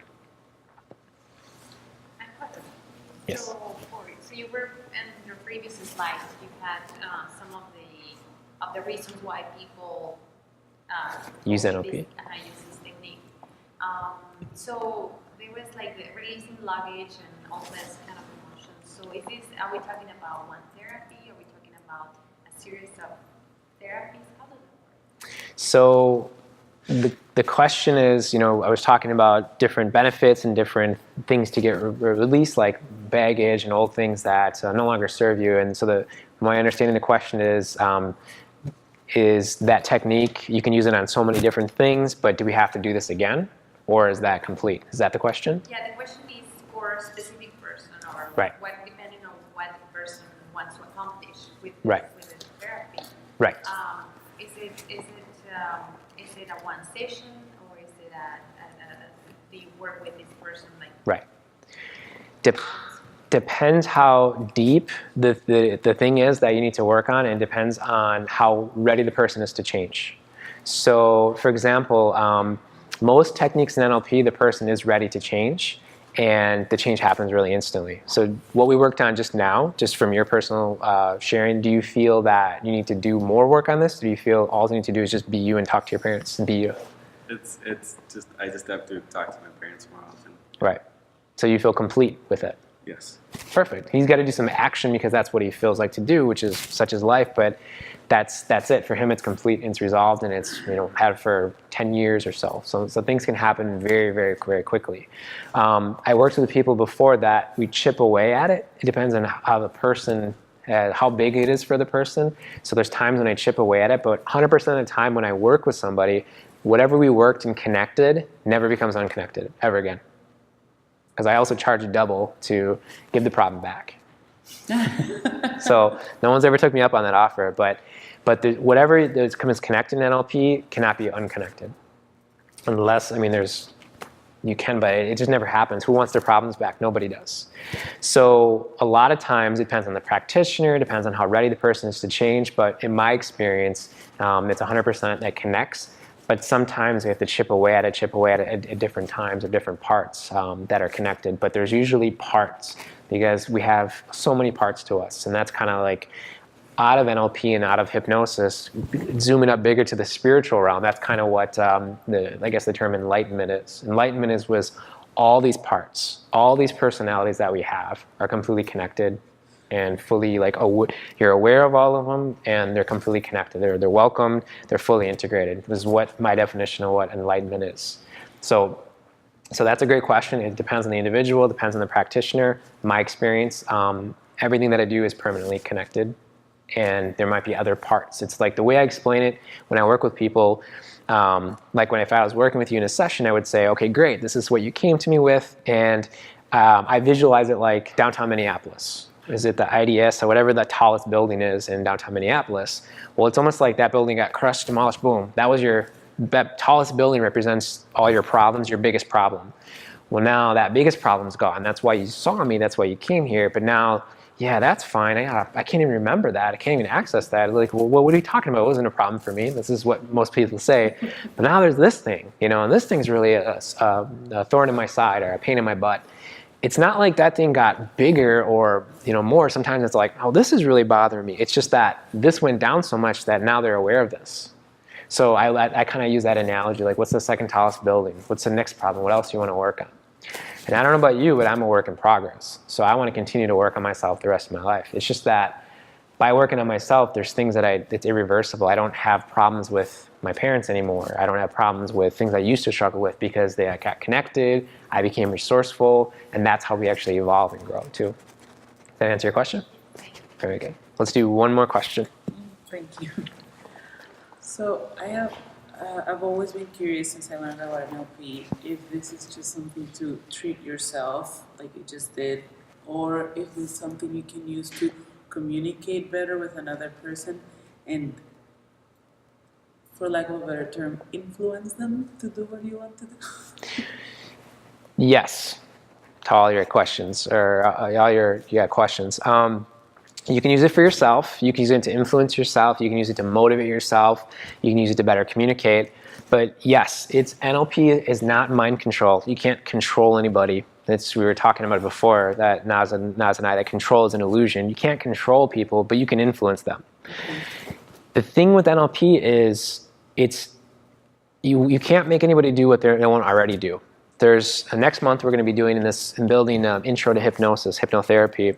There's 3 different kinds of hypnosis. Most people know a stage hypnosis where they come up here, bark like a chicken, or squawk like a duck, or whatever, all these things, like bark like a chicken. That's a good NLP twister one. But you have people do like these funny things, but they would do it anyways. It's just nobody can control you, and all hypnosis is self-hypnosis. That's not the hypnosis that I do. There's classical hypnosis. You're getting sleepy. It doesn't work on you. You're not hypnotizable. Ericksonian hypnosis is Milton Erickson is one I talked about a little bit. You're in trance 2/3 of your life. So you're in trance when you're driving, you're in trance when you're walking, you're in trance when you're watching TV. So if you don't want to be hypnotized, basically don't live. Don't drive, because you have to go into trance. Anytime you relax the muscles around your eyes and you expand your awareness to whatever, if you're aware of the person to the left and to the right of you, you're in trance. If you're listening to me right now, you're in trance. Am I controlling you? Am I hypnotizing you? Well, no. But I can be influencing you. I can just say, you might want to drop your shoulders, relax, deepen your breath. It's up to you to choose to do that. So people won't do anything that's not in line with their core values and beliefs. So that's a great question. Yes, you can use it to influence people, to motivate people, but you can never control people. People use NLP in sales, which is basically if you're going to come in and I'm going to try to sell you something, I'm going to try to find out what are your needs, and I'm going to try to meet your needs really good. So that's what NLP is actually really great for sales, but not like, if you're trying to, we're intelligent. If you're trying to get somebody's money, screw them over, or just use them, you're going to know that. You have your intuition, you have your feelings, and you're just going to be like, I'm not called to this person, I'm not drawn to this, Perfect. That's what I wanted to know. Thank you. Absolutely. So I'm sure there's a couple, yep, last questions. Yep. So what would you say the biggest difference between NLP and ESP are?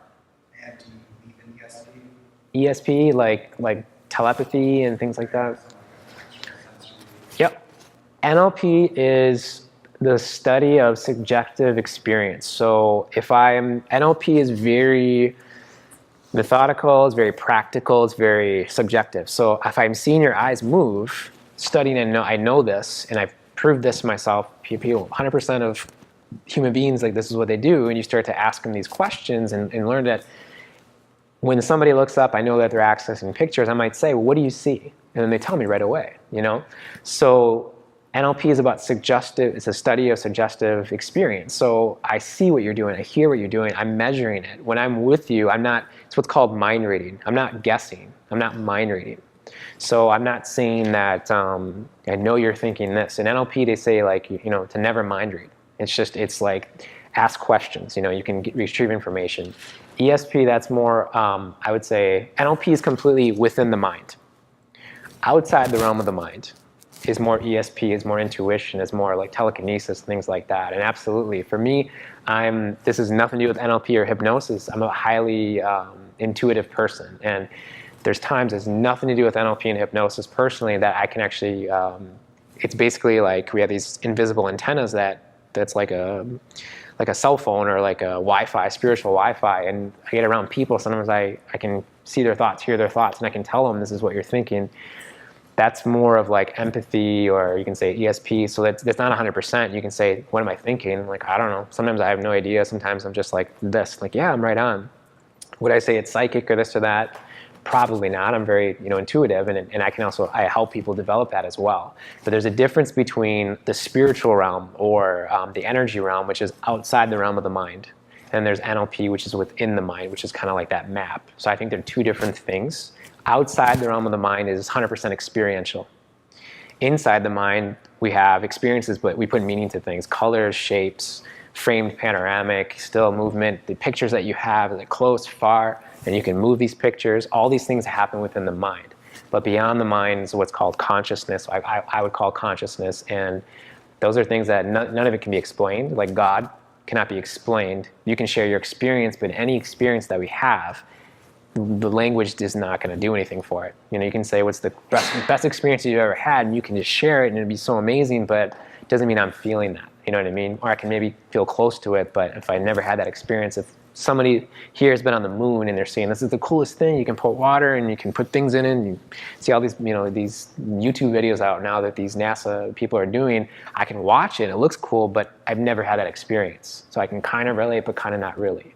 So experiential and experience things like that outside the realm of the mind, absolutely, because I have some of those experiences, mystical experiences, all these things, but it's not related to this. Perfect. So yes. You had to use the two hands with him. This was a conflict, one side and the other side. When you're working with the trauma, what little tool do you use? Do you use something physical with the person in some way? I could. If I'm working with the trauma, I wouldn't necessarily use that technique. Yeah. NLP is like a tool belt of techniques, and there's different. I wouldn't know until I would ask questions and calibrate. So for example, if it was you and you were coming towards me or coming to me and you wanted help for some sort of trauma to release, number one, I probably wouldn't, unless you're really open and you had rapport with people, I wouldn't do it in front of people. Just that's my feeling. That's just my intuition, my feeling. Because if it's a traumatic thing, most people, they don't know how to deal with it, and they don't really. I'm talking about in a session. In a session. Yep. Just to get a visual of what technique you might use. I couldn't tell you right now, but what my strategy would be was so what are you looking for? What do you want to, I would retrieve information. What do you want to get rid of, have less of, or be without in your life? What exactly is the problem for you? So I would want to identify that. I have triggered in the present day, from all these memories and thoughts and feelings, certain experiences remind me of those, and I didn't ever resolve those. I don't know how to process. You used the word process earlier. I don't know how to process thoughts and feelings about me. You do know or you do not know? Don't. Okay, right. So they keep coming up with a different person. Right. Different experience, but it's a similar feeling in the body. Right. So what I would do is I would educate you first. I wouldn't just go and do it. I would educate you so your unconscious mind knows what I'm going to be doing and how I'm going to be sharing you. And I would say that these pictures and images keep coming up because your unconscious mind wants you to resolve it once and for all, but it doesn't know how. So I would use information like ask your unconscious mind, because it could be it does know how, but it doesn't have permission, or it could be that you just don't have the hardware, you don't have the program or the solution in your unconscious mind. So that's when a technique or a strategy can be taught, and then your unconscious mind can take that, use that, and then release it. So I would ask more questions and find out what exactly is it, then I would go from that point. And we can share it, we can talk a little bit about it after too as well. Perfect. So I just want to finish up that story. If you remember, I talked about my mom and that one very traumatic time when I hung up the phone and I didn't talk to her for 6 years because I was so emotionally hurt. I shut down. I didn't know this at the time, but I kind of took like a samurai sword. When I hung up that phone, I cut myself in like half. And that 15-year-old part of me never grew up and never evolved. Of course, physically, I kept going, and part of me psychologically, but I would say every year or two, this unbelievable amount of rage would come up in my body. And it would be like this rage and violence.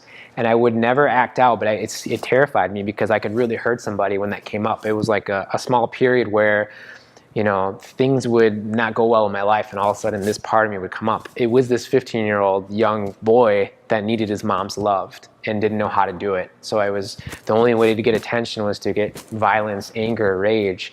And I used to walk away from people. I didn't actually act out. I just knew this was coming, and I had to go away from everybody because that was trying to be safe for myself, like Credible Hulk, you know, trying to be safe for myself and other people. And it wasn't until I started learning NLP techniques, and it was a very traumatic experience. And for my strategy, for what I did, and my teacher helped me with, this is a technique called healing through time, which is what I went back to when I was 15 years old. And I saw what was I needed. I needed love. I didn't have love because I got so hurt, and I unconsciously severed the cord. I couldn't deal with the pain or hurt, so I cut the cord, and I had no feeling for my mom. I told people that were my friends, and they asked me, like, so how's your mom doing? Because I went with my dad very quickly, and I would tell people, because this is my truth. This is actually how I felt inside. I said, she's dead. Just stone cold face, she's dead. And they're like, because most people, if your mom died, most people on the planet, they'd be sad, or, you know, there'd be no emotion. I'm like, she's dead. I'm like, well, what happened? I'm like, doesn't matter, she's dead. No emotion, completely shut off, because she was dead for me inside. I was dead inside, that part of me that wanted its mom. So I went back because that wasn't going to sit right for me. Number one, these pictures and images that come up for you, this anger and rage came up for me. It's very unique for us, but it's kind of the same thing, but it's different. And for me, it was this rage, and it wasn't good for me. It wasn't healthy. I needed to be resolved. So the reason why I got into NLP, actually, because my mom started to do the coaching school that I went to. It was actually locally. And she became an NLP practitioner. She was actually going through a 13-month program. And for the first 6 months, for the first half, she grew as a person more in the first 6 months than the first 51 years of her life. And I didn't even know what this NLP stuff was or hypnosis was, but I'm like, sign me up. Like, I signed up for this 13-month course, and I had no idea what I was getting into, but I just knew the results was unbelievable for her. In the course, I was surrounded by psychologists, therapists, teachers, all these people that had masters, doctrines, and different healing modalities, but they couldn't get to the root cause of people. None of their even having a doctorate in psychology or psychotherapists, they didn't know how to get there. That's why my teachers were psychologists. They had their masters in psychology. They went outside their scope, learned these techniques, brought it back into, they started to just have unbelievably changes, and it was so unbelievably beneficial, they opened up their own school. Well, my mom went there, and she completely transformed, and our relationship transformed. I didn't really work on it necessarily. I tried, but I didn't have the tools. But because of what shifted in her, it changed our relationship. It felt closer, more connected. And then I went through my process, and the 15-year-old me needed his mom, needed love. And because I severed the cord, I brought that love back within me, and I connected. I started to nurture myself. I started to do this, and this happened quickly, but it was probably a few months because I had to spend some time because it was so hurt. I had to spend about 2 months every day focusing on this. Like, what do you want to do today? What do you need? I need a hug. Okay, well, I'll give you a hug. Maybe I get it from my dad. Maybe I get it from somebody else. But I met my needs. I now had the tools, and I knew how to look. Very shortly after, all that part got its needs met, came inside, fully integrated, and now it's healed inside. And it's because thanks to NLP and thanks to this thing. So it's unbelievably, and it's changed my life. It can help in so many different ways to get rid of things and give you things. And I'm really happy that you all came and heard about this. And my mission, my goal in life is to help as many people as possible and to share that suffering is optional. Emotional hurt and pain, whether it's spiritually, physically, because this is what I'm all about and what I do physically, spiritually, psychologically, that suffering is optional. And I can't not help other people. I can't not be of service and want other people to get what I have and give it to them. So thank you for watching our Intro to NLP video. I've hoped it opened up your mind even wider to new and exciting possibilities for you in your future. The biggest message I want to share with you with this work is suffering is now optional.